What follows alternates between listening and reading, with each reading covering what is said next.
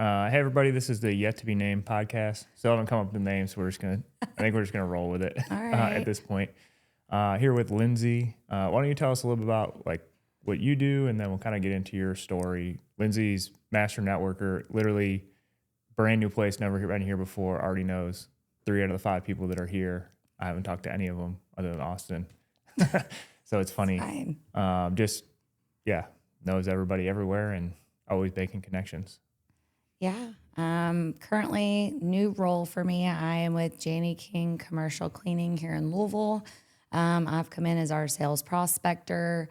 So essentially just bringing in all of the business development side, bringing in the new contracts for our small business, our franchise owners, because it's definitely a different kind of model, but it's pretty cool. So it's fun. It's new. I'm kind of getting to use a lot of my real estate connections again from having been in a mortgage world previously. So that's kind of nice, getting to reconnect with some people, kind of utilize some of those contacts. But it's been good. Just being out there all the time, not having to sit behind a desk every day is absolutely the best. So Yep. I probably would lose my mind if I had to. Yeah, I think yeah, you're definitely one of those people that if you were in the office every single day, you'd be like climbing up the walls. There'd be like scratch marks on the edge of your cubicle, kind of. I'm way too ADHD. Like it's like, oh, scroll. Okay. Like it happens. Yep. So yeah, that definitely it would be a struggle. I've done it in the past and oh yeah, I don't know that I could go back to that life. It would really be difficult for sure. Yep. So the first question I always like to ask people, and then we'll kind of branch off into the different stuff that you've done and Okay. your advice, your keys for success, and those kind of things. But Okay.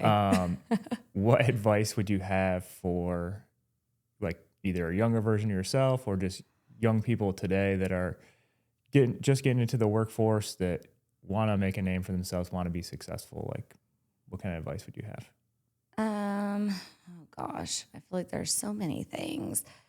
I mean, advice I have for anyone, not just anyone young. I mean, my biggest thing when it comes to networking, making connections with people is honestly just like be authentic, be yourself. Cause let's be real. I mean, people can sniff out the bullshit they know and you're just bullshitting them all the time. It's, that's just something I think the more authentic and genuine you are, like that translates. And so yeah, I mean, and that's very relatable to anybody, regardless of like age or what you've done in the past, what you're doing now. Not even necessarily in a business world. I just think that's a nice thing to have. But I mean, especially for my younger self, I think I'm pretty blunt and honest, and I've always been that way, maybe to a fault. But my other piece of advice would just be like, don't be scared to take the risk. And probably when you're younger and you've got maybe less obligations with family, kids, financial, things, you're a little more apt to take that risk sometimes, or at least, I mean, I'm a little more cautious these days now that I'm a little older, have a family versus maybe when I was young and single and fresh out of school and just figuring life out. So I think I kind of wish sometimes I'd taken some different routes and taken some other risk on things and taken chances. Because now I'm like, okay, I really would love to be doing this or I want to try this, but it's like, can I really afford to take that now or what, And so it makes it a little scary. So I think do it while you can. Don't second guess. And again, that could go for anybody, but I think it's a lot easier when you're younger. Yeah. So you've always believed to be like really authentic, or is that something that you like was a hard lesson that you had to learn? I mean, I feel like I've always tried to be myself. I think I definitely have been in the past. Like I've tried to be kind of the people pleaser. Everybody wants to be liked. Let's be real. Nobody wants to be somebody that everybody's like, oh, okay. But Yeah. again, you go through phases of your life and, you do have to learn things the hard way. There are certain things that I'm not going to dim who I am for people. I'm not going to be, I don't know, I've been called intimidating, assertive, aggressive. I mean, let's be real. I've been called abrasive, which is really just your nice, like, professional word for bitch at times. And that's fine. Because again, I am who I am. I don't ever do anything to, I don't know, like maliciously. yeah, I don't ever have like a bad intention. Like I'm never going to do something like that, but I'm also not going to tone myself down, and I'm not going to try to tiptoe around somebody's feelings, because I feel like it's never going to do anybody any good. I think if I can at least be open and honest, even if that is being blunt, I'm never going to try to do it in a disrespectful way, unless you disrespect me, and then I'll just match energy for energy at that point.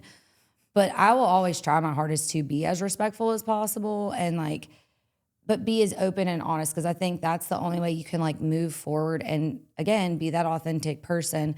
Because I'm really the person that, I mean, if we're being honest, pretty much anyone knows where they stand with me. You don't really have to guess. Yeah. And again, I don't have to like everybody. I don't have to get along. They don't have to like me, whatever. But again, when you see people in professional situations, you see people out and about, like we were just talking. I walked in this building and I already know multiple people. Again, reputation's out there. And I've learned the hard way in situations, and I've not always made the best choices and said the right things and done the right things. But then you learn from that. But I think you still have to interact with people. You still have to be around. And I think in that, it's more so that, you know, you can be cordial, you can be professional, and you can be respectful. I think that was a big word, is respect, and especially in like a professional setting. Because we talked about it.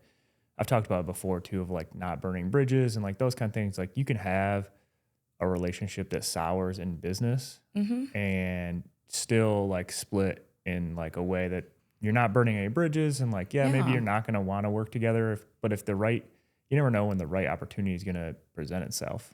Absolutely. I mean, I've had relationships like that. And, you know, I have a lot of close friends, inner circle people, however you want to call it, you know, great people I have through networking that, again, they're my go-tos for referrals. They're my go-tos for whatever, or that we've built such strong relationships over the years through situations that, again, those are my top people. Just because somebody's not in that doesn't necessarily mean that I wouldn't refer them, that we don't have a good relationship. Or maybe it is somebody who, again, I don't really have an opinion one way or the other, or I don't know, I guess it's hard to say, but like, I wouldn't necessarily deter someone else from being like, no, I would not. But like, they're just not my person.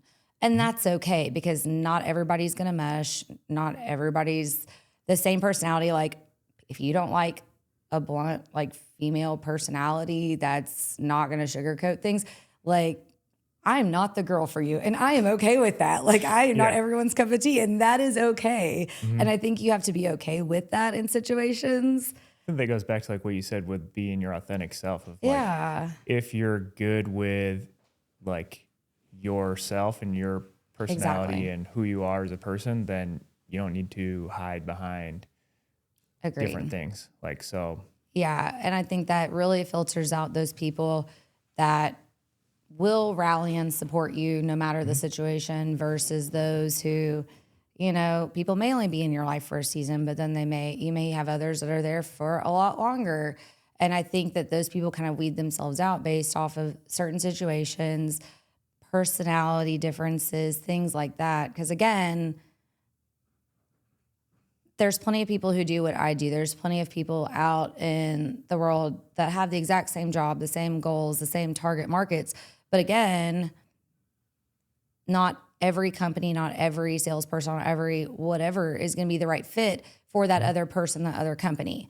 That's the same for anything. Like, one brand of jeans doesn't fit every single person, every body type, every style, shape, whatever. It's the same thing in business with people that you're interacting and working with. Like, everybody's different. Everybody has to mesh well. And so you want to find that right fit when you're doing in the professional world, but that also trickles into your personal relationships too. And I'm at the point now in my life where I do spend so much time with work and networking and building those relationships that honestly, most of those professional relationships have become some of my closest, if not the majority of my closest personal relationships, since so many of my friends growing up live in other cities and states. So having those people I see on a regular basis, I see a lot of them more than my family sometimes.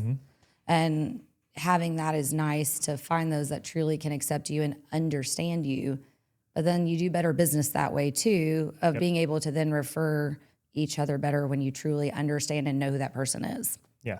Have you always been in sales, or how did you get into sales? What was Oh, kind of your Lord. journey to It's such a that? long road of things. It's a podcast. It's not like an Instagram clip yet. No, but Lord, I feel like it's a long, drawn out road. I always thought I was going to be in pharmacy, go to pharmacy school. I did 7 years of retail pharmacy. So, I mean, I was kind of in like more of a retail setting in that capacity, but it was with the goal of going to pharmacy school and kind of decided that is not for me. Like, I'm burnout after 7 years. It was when a lot of things were really starting to change in the industry. And so for me, it was like, I'm already burnt out now. I'm not ready to say I'm going to go on and spend another $200,000 or however much to go into debt for a job that like I don't know that I still want to do. So it kind of just threw me for a loop in, you know, my early mid 20s where I'm figuring out, okay, what's next? So, you know, I worked in retail sales after that for a while, just kind of figuring out the next steps. I moved from having lived in the Richmond, Kentucky area, working out that way, finishing up college and finished and came back up to the Southern Indiana, Louisville area where I'm from originally. Hadn't lived here in a very long time after moving around being younger with my family. So it was nice to kind of be in a place that felt like home. I still had connections, but it was a bigger city. It wasn't Lexington. It wasn't Richmond. It wasn't, you know, any of that. I was not about the small town life, but enjoyed. So I knew there was a lot of opportunities and options, but it was just kind of figuring out what I wanted to do. So I did, you know, your basic retail sales for a while, just kind of exploring options. And again, knowing people in different areas opened up opportunities at almost every single job I've ever had in my 20s and into my 30s. I think that's key now too, a lot with like finding the right job and the right opportunity. A lot of times is, you know, who you know to even get the interview, let alone like land the job.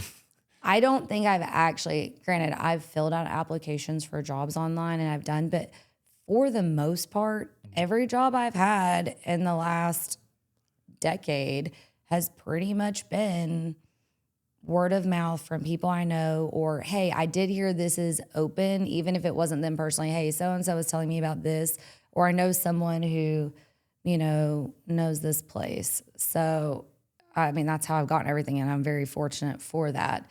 You know, I hopped around some different places, did some different things. I always have loved being in the medical industry with that aspect of being able to help and give back to people.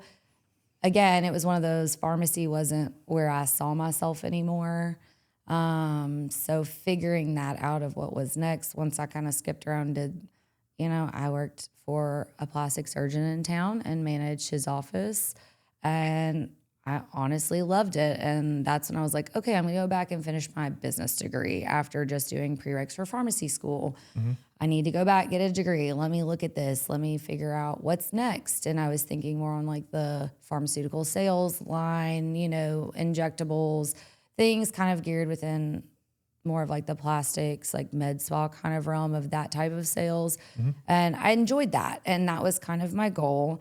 I was finishing my degree, since that was still the industry standard that you have to have at least some form of bachelor's degree. And I was so close to being done, but totally changed over, finished up a business degree. And I'm glad that I did, after taking a few years off of school and kind of figuring it out. But of course, you know, nothing can ever go as easy. Life was lifing. Yeah. Life was definitely lifing. And everyone who knows me knows, like, I can't just do one thing at a time, or there's always something crazy going on. So, you know, in my last couple of semesters finishing school online, it's 2020. And COVID happens. Luckily, the degree that I was getting was through an online program. That way I could just do everything remotely anyway, which was nice for me, still working and kind of figuring out my next steps. Also, at that time, I was 30 and, you know, ended up, I had my daughter, Addie. She's now 5, which is crazy to think. And, that was a lot. So finishing my degree, I think I finished and I was 27 weeks pregnant in the middle of COVID. So sadly, when it comes to some of these kids now, like I have baby cousins that are like high school ages and like early college years. And I just honestly sometimes don't have a lot of sympathy because I was like, no, I'm like, you had it easy. Like I've done a lot. I've done a lot of things over the years. And again, I'm pretty open and honest about it because it has gotten me to where I am. And if any struggle I went through and things I've done in my life, good, bad, ugly, whatever, if it helps anybody else and just kind of even gives them that push to say, okay, it's not easy, but I can do that really hard thing, then like, hey, more power to him. I would love to support that. Yeah. Because again, I am who I am. I don't apologize for that.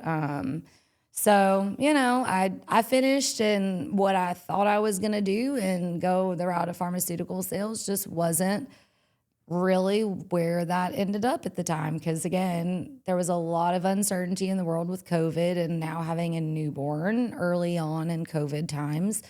That for me was, I had to do something that was very stable. I had to do something that gave me, flexibility with her. And so I ended up, I enjoy the marketing. I love, yes, sales to an extent, but the business development side of things, driving that business, making the connections and the relationships. That's really what I love.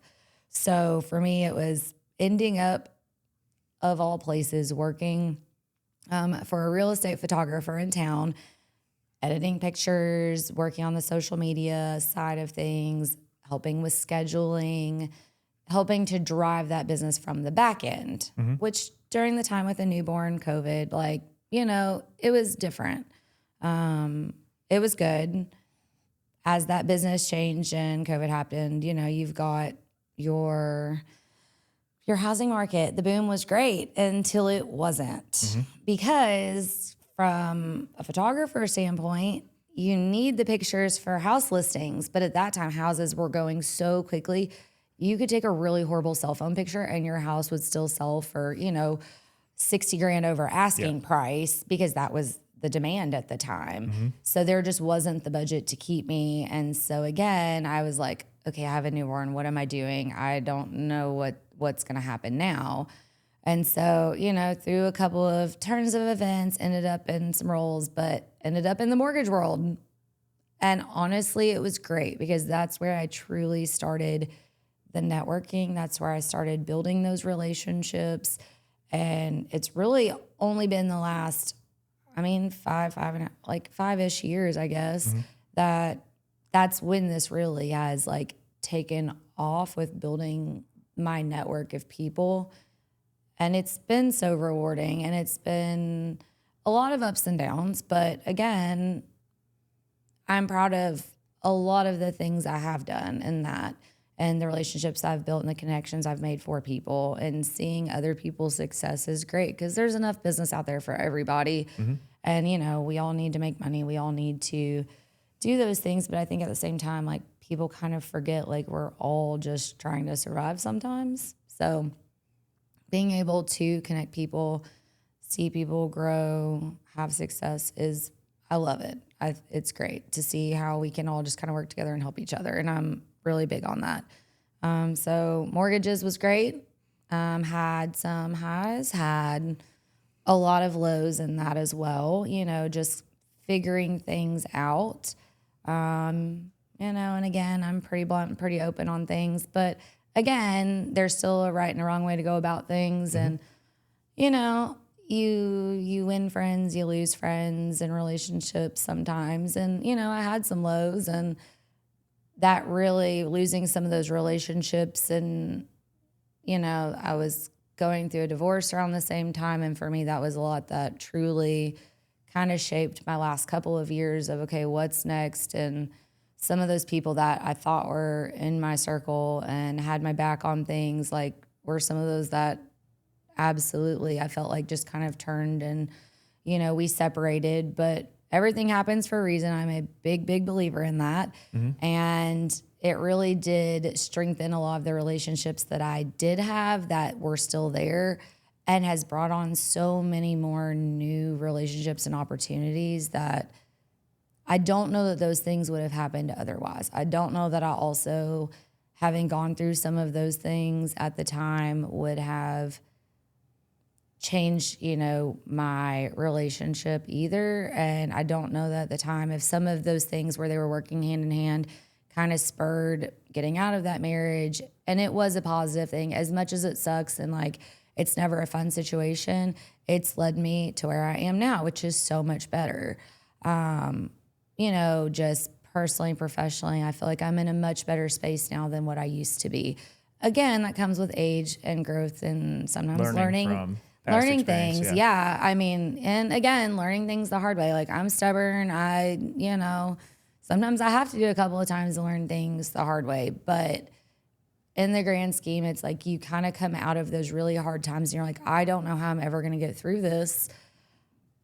I don't know what I'm going to do. And then you look back and you're like, okay, I did it. I don't know how I did it, but I did it. And I've come through it. And honestly, I still may not be thriving some days, or some weeks or months or whatever. Always. I mean, there's always struggles and never really feel 100% sometimes. But I think it really does.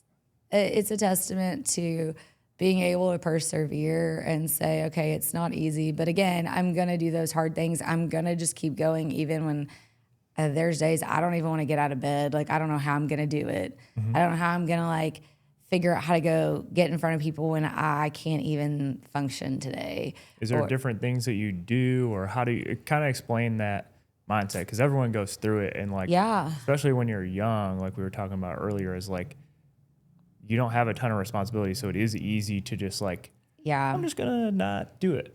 But you can't now that you've got family and people depending on you and that kind of thing. It's like, I have to do it for that reason. But what advice or I think, when you're younger, again, though, it doesn't necessarily have to be.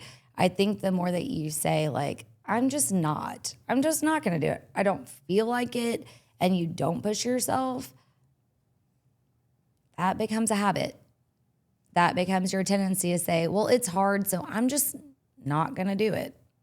So then your actions. And then you're stuck. Yeah, your actions become your identity. Yep. And if those are the actions you decide to take, then that's your identity. Yeah, and I think you have to, what movie is it? There's something, it's like Embrace the Suck. Whatever, I can't think of the name of the movie right now, which is going to kill me. But it's like, you just embrace the suck. It's horrible. It's not easy. It's not fun. But you know what? You get up and do it. And you just, the more that you push yourself and the more that you can make yourself do those hard things, I think the easier they become. And the next time you have that next hard thing that maybe you think it's harder, but then you're like, but I already did this, then it's really not as bad as you probably think it is. Let's be real. I could sit here, we can have a conversation all day. I could talk to the plant behind you if we're really being honest. I come by it honestly from a family of preachers. Might be the least amount of words that I speak in any podcast I do. I know, I hate this. I hate just talking. I feel bad. But I think that it's one of those, I could talk to pretty much anybody, but you put me up on a stage in front of people. You put me up in a spot where all eyes are on me talking and standing up in front of a room full of people. What's that threshold for you? Because I've seen you do it for certain networking groups and stuff where it's 30, 40 people. To some people, that's a lot of people. I mean, I don't love doing it for 10 to 20 people, let alone more than that. Let's be real. I've had to get up on, stage, and thank God they didn't make me say anything back in September for my veterans nonprofit that I was on the board for when we had our big gala. I was physically shaking because I did not want to get up, all eyes on me, having to walk up and down stairs in a dress and heels in front of 200 people. And this is a gala, I helped plan this as an organization I was on the board for. I didn't even have to talk. And I literally was shaking. I was I hate this. This is horrible. I was dreading it the whole time. And that was bad enough. But I just try to make fun with it, on a normal basis. Because again, I hate getting up in front of people, but it's part of my job and I have to give my spiel usually at least once or more a day. So, I have a group that we network with every single Monday. And again, everyone knows I stand up in the booth, I stand on the chairs, I'll stand on whatever. And I give my spiel because, again, let's make it fun. Everyone knows. She's like standing on the tables, doing all sorts of crazy hand signals to get people's attentions. Yeah. Yeah, every now and then it happens. Even I was at an event last night and, I was kind of in a little spot and couldn't really get up. And I was like, oh, screw it. I was like, I'll just stand on the chair. So I did. And then I had to give our gift card and tell a little bit about our company when we were doing door prizes and then draw a name. And I was like, well, I guess it's on brand. So I went and pulled a chair from another table and just went and stood on it. So I was like, everybody who knows me knows it's on brand at this point. It fits. So you got to have fun with it. It's like I try to do it because I hate it. Are you naturally good? So shifting gears a little bit, but in the networking, that kind of stuff, you're meeting people all the time. Are you naturally good at remembering people's names or Yeah, for the most part. I've honestly, as bad as it sounds, I probably used to be better at it. I feel like I know so many people now, but I mean, I was the kid that my dad's a preacher. And that probably explains a lot about me when you get to know me or you hear me. You're like, okay, it tracks. But I used to remember people's names. My parents would be in the car talking. I was like 4 or 5 years old. They talk about somebody within our church, couldn't remember somebody's name, and I'd chime in from the back seat. And they tell me this all the time, that this was like a regular occurrence, that I would just come up with people's names and know exactly who they were talking about. Being that small of a child. Yeah. I've always done pretty well with names and faces. I can usually tell you for the most part, or I feel like we met here, but I don't necessarily remember your name or whatever. It sounds familiar. I can usually piece it together, but kind of just depends on the situation, but usually I'm pretty good overall. Or I can, depends on the day. Fake it till you figure it out. Fake it till you make it. And if there are those days when I truly am like, oh, I know who you are, but I can't remember your name. If I'm with somebody who's like, I'm like, do you know their name? And they're like, I don't even know who that is. I'm like, oh, perfect. Okay, let me introduce you. I'm like, oh my gosh, hey, you've got to meet, this is my friend, so-and-so. And they're like, oh, hey. And then they introduce themselves. Here you go. Here's my trick. If I do it to you, sorry. Now you know. Now you know, but hopefully it helps you too in the long run. But I'm telling you, it works. And it's those times when I'm like, I know I should know you, but we all have those days. But again, I'll always be like, sorry, I know you. I'm drawing a blank. And I just own it because I'm like, sorry, ADHD. I have no brain today. No worries. Just own it. Yeah. So as far as and maybe you already said it, the key to sales and building relationships, do you think it's being that authentic self, or what do you think that the key is? I mean, especially I feel like post-COVID life, everybody really wants to work with people they know, like, and trust. I feel like in our area, especially Louisville, is very relational, being in this region. I was talking with our divisional VP the other day, and he's in Texas. It's totally different. I was like, it's not about here. Oh, what do you do? Where are you from? No, this area. Where did you go to high school? Who do you know that I also know is the connection people want to make?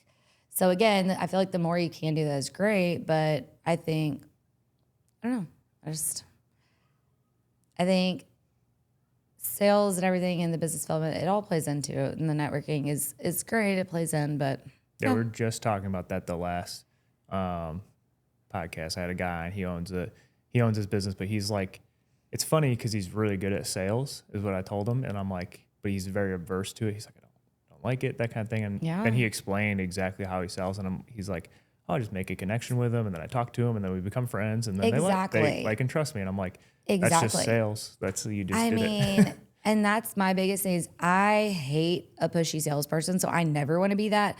And everyone who knows me through networking, through anything, I hate being pushy and saying, hey, I really need this. This is my ask. I'm in a time crunch. I have a goal. I have a deadline to meet. I have something. And starting to ask for those things and say, I really need this. I'm calling in favors. I don't like doing that. I like to present myself as hey, I'm here as a resource.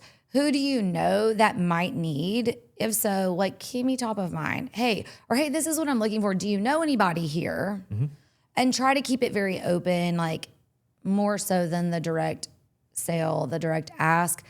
I'm capable of doing it, but it's not my favorite by any means. And I do think building the relationship makes it a lot easier. Yeah, I think that type of approach to being super clear on like what you're looking for helps so much. And that's like true with like referrals and like asking referrals is a big like overlooked thing in like my industry, and like being super clear on who you want to talk to. Cause like, I mean, there's a wide variety of people that we can help with our services, but like, who is it that you're exactly looking for? And then that makes it easier for people to tell you who to introduce you to. Absolutely. And I think having that clear like target market or your like ideal client, it does make a huge, huge difference. Because again, I mean, you're in the roofing space. So me personally, I know probably 10 other roofing companies that I know that I have some form of relationship with or have throughout the years.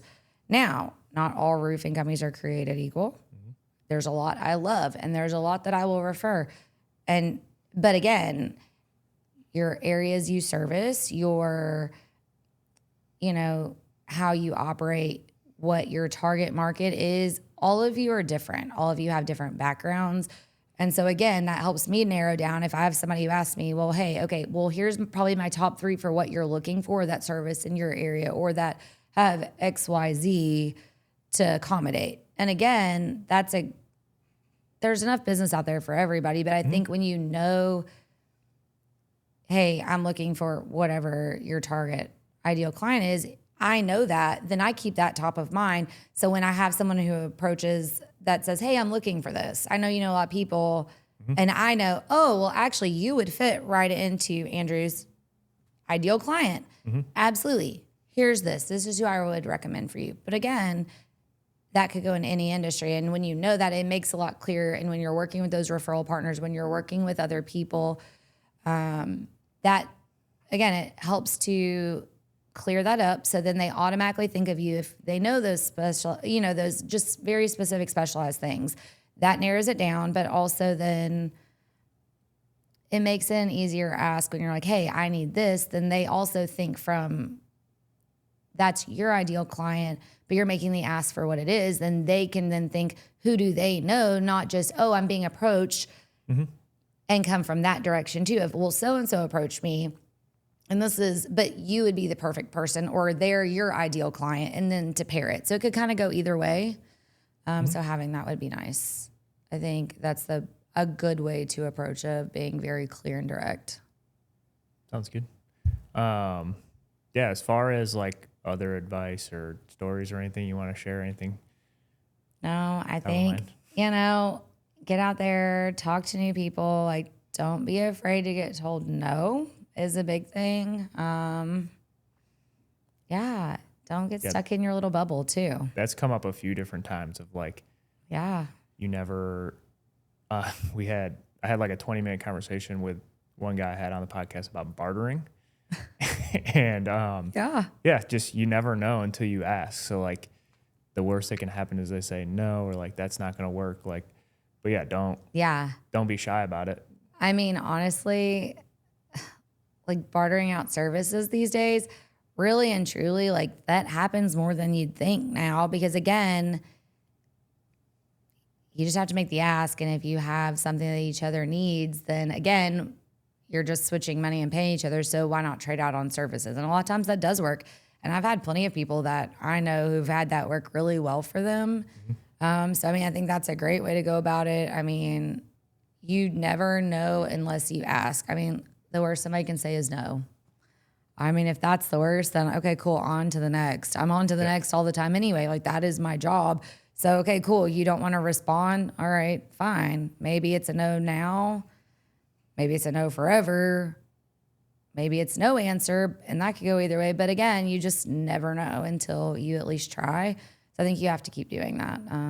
Get up, try and fail some more, and you will get the wins. And then celebrate the wins, not just yours, but those around you too. Oh, for sure. And I think having that's that something support is a big deal. overlooked a lot too, is like people don't give themselves credit for the things that they've actually accomplished. Yeah.